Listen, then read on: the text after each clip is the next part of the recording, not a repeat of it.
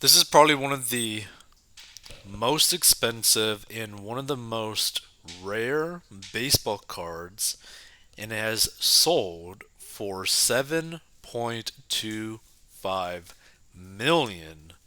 And it's called the Honus Wagner baseball card. So the famous T206 Honus Wagner sold for a record $7.25 million in a private sale facilitated by Golden Auctions. The company said Thursday it topped the price sold in August 2021. The card was sold for 6.6 million at that time. So that's actually a really nice profit.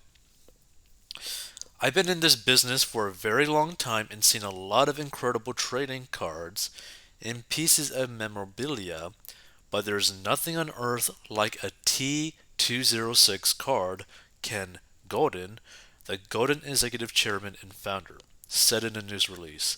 There's a reason why no Wagner card has never sold for less than it was previously purchased for. The card is art, it's history, it's folklore. The T206 is one of the reasons I do what I do and why serious collectors around the world love this hobby so much. To be a part of history and facilitate this record breaking sale is an honor. So the Wagner card is considered to be the Mona Lisa of baseball cards. There's thought to be fewer than 50 authenticated copies in the industry. Like basically to put into perspective, right? Let's kind of use the example of Bitcoin, right? A lot of people have heard Bitcoin. Let's say that out of all the Bitcoins that, well, all of the Bitcoins have been created. Let's just say that. But there's only 50 left, right? If that's the case, then a single Bitcoin would continuously be worth more and more and more because the people that are truly interested in it is just going to keep on wanting it. Like the demand for it is just going to keep on increasing, increasing, increasing. The more people that want a Bitcoin, but with the diminishing supply, but the increasing demand, it can only go up, right? That being said, as of right now, Bitcoin fluctuates like crazy, but I'm just using it as an example, right? Like imagine if there's only 50 items. Actually, no, let's just say like this. Let's say that the world is ending, right? And there's only like 50 bottles of water, okay? How much do you think that like if we're in like a dystopian society, right? How much are people willing to pay or what they are willing to do to get their hands on a single water bottle out of the 50? Probably a lot of money would be spent, or they would be willing to do some really crazy things to get that bottle of water. Like there's if there's a massive amount of demand for something that is such low supply, it gets expensive really, really fast. This is always why, like, even for example, like these like super exclusive like supercars tend to go for really high amounts of money because very little amount of people actually have them, but a lot of people with money want it, but they can't have it. Like a good example of this, right, in terms of like a car context, right, are Bugattis, right? There's a lot of Bugattis that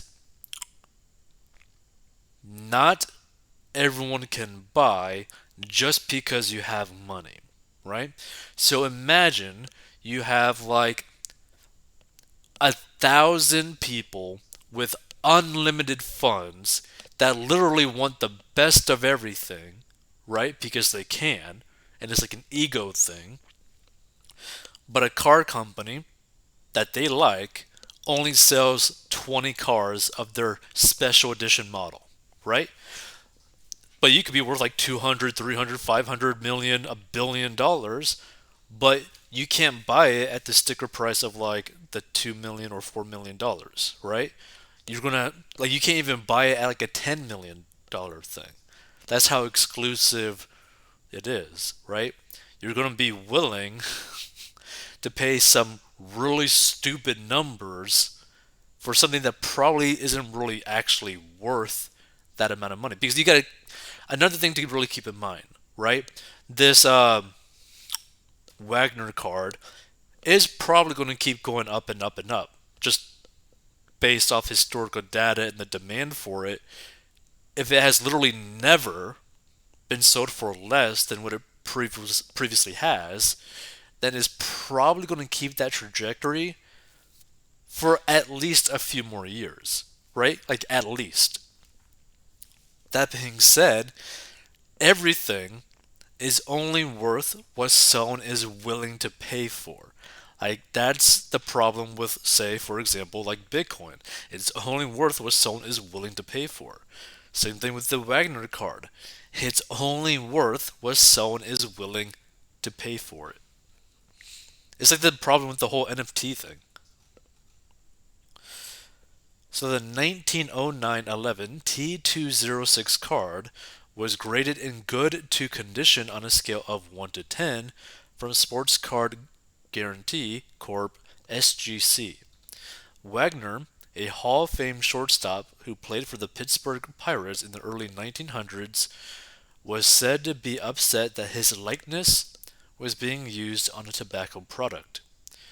He refused American Tobacco Company's request to use his image, which led to the company ceasing production of his card. Wagner played baseball from 1897 to 1917. He played for the Louisville Cardinals and the Pittsburgh Pirates.